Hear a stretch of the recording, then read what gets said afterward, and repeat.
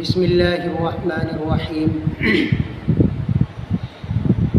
الطلاق مرتان فإمساک بمعروف او تسریح بإحسان صدق اللہ العظیم۔ عزیزان گرامی، رجعت کے معنی لوٹنے کے آتے ہیں اور اصطلاح میں رجعت کہتے ہیں ایک یا دو طلاق دینے کے بعد عدت گزرنے سے پہلے اپنی بیوی سے رجعت کر لینا، اس کے پاس لوٹ جانا، اس کو اپنے نکاح میں برقرار رکھ لینا، خواہ الفاظ رجعت کے ذریعے سے ہو یا کسی ایسے فعل کے ذریعے سے ہو جو میاں بیوی کے درمیان جائز ہو اور جس سے حرمت مصاحرت ثابت ہوتی ہو، مثلا بوسہ لینا یا شہوت کے ساتھ چھونا یا دیکھنا وغیرہ، کہ ان کے ذریعے سے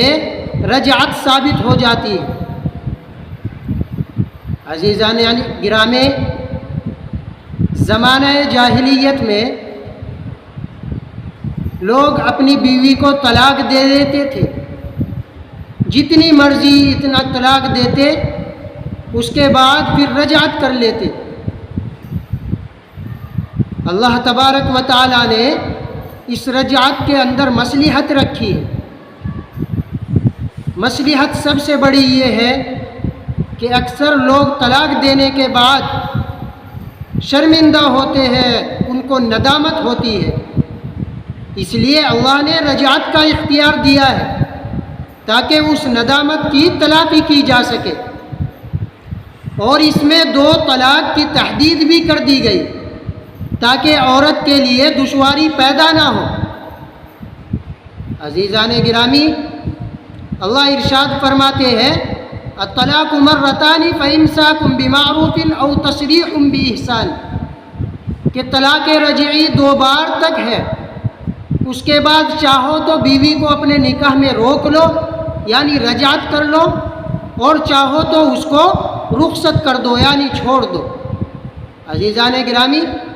زمانہ جاہلیت میں جو طریقہ تھا کہ وہ تین طلاقیں یا اس سے بھی زیادہ طلاقیں دے دیتے،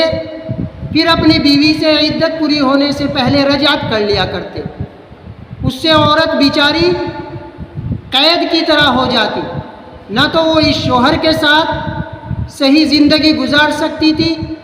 اور نہ وہ آزاد ہو کر کسی دوسرے سے نکاح کر سکتی تھی۔ اسلام نے اور شریعت نے طلاق کی تحدید کر دی کہ دو طلاق تک رجعت کر سکتے ہو، اس کے بعد بغیر حلالے کے بیوی کے پاس نہیں لوٹ سکتے۔ عزیزان گرامی، حضرت عائشہ صدیقہ رضی اللہ عنہا فرماتی ہے کہ زمانہ جاہلیت میں لوگ اپنی بیویوں کو کئی دفعہ طلاق دے دیا کرتے تھے، 100 دفعہ یا اس سے بھی زیادہ طلاق دیتے تھے، اور پھر جب ان کی عدت پوری ہونے کو آتی تو ان سے رجعت کر لیا کرتے تھے۔ اسی طریقے سے ایک شوہر نے اپنی بیوی سے قسم کھا کر یہ کہا کہ نہ تو میں تجھے اپنے پاس رکھوں گا اور نہ تجھے اپنے سے جدا ہونے دوں گا۔ اس کی بیوی نے کہا یہ کیسے ہو سکتا ہے؟ کہنے لگا کہ میں تجھے طلاق دے دوں گا اور اس کے بعد جب تیری عدت پوری ہونے کو آئے گی تو تجھ سے رجعت کر لوں گا۔ عزیزان گرامی، اسی لیے جب یہ بات حضرت عائشہ صدیقہ رضی اللہ عنہا کے پاس پہنچی تو آپ خاموش رہے۔ اس کے بعد آپ صلی اللہ علیہ وسلم تشریف لے آئے،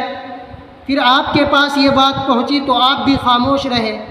یہاں تک کہ قرآن کریم کی یہ آیت الطلاق مرتان فإمساک بمعروف او تسریح بإحسان نازل ہو گئی۔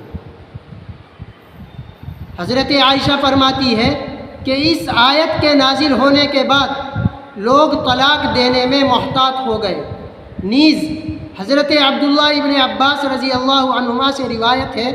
کہ زمانہ جاہلیت میں لوگ اپنی بیویوں کو کئی طلاقیں دے دیا کرتے تھے اور عدت پوری ہونے سے پہلے پھر ان سے رجعت کر لیا کرتے تھے۔ لہٰذا اس آیت کے نازل ہونے کے بعد لوگوں کی اس زیادہ سے زیادہ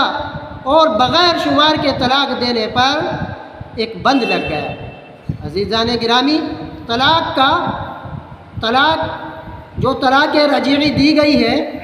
اس میں رجعت کا بہتر طریقہ یہی ہے کہ زبان کے ذریعے سے الفاظ رجعت ادا کیے جائے اور بیوی کو اس پر اطلاع بھی کر دی جائے اور گواہ بھی بنا لیے جائے تاکہ آگے چل کر کوئی جھگڑا وغیرہ نہ ہو اور بیوی لا علمی کی وجہ سے عدت پوری کر کے کہیں اور نکاح نہ کر سکے۔ عزیزان گرامی، اگر عورت کی ناراضگی ہے، اگر عورت خوش نہیں ہے، تب بھی رجعت اس سے کی جا سکتی ہے، رجعت صحیح ہو جائے گی۔ اسی طریقے سے اگر مرد سے زبردستی رجعت کرا لی گئی اور زبردستی جبراً اس نے رجعت کے الفاظ کہہ بھی دیے، رجعت کر بھی لی، تو تب بھی رجعت درست ہو جائے گی، بیوی اس کے نکاح سے نہیں نکلے گی۔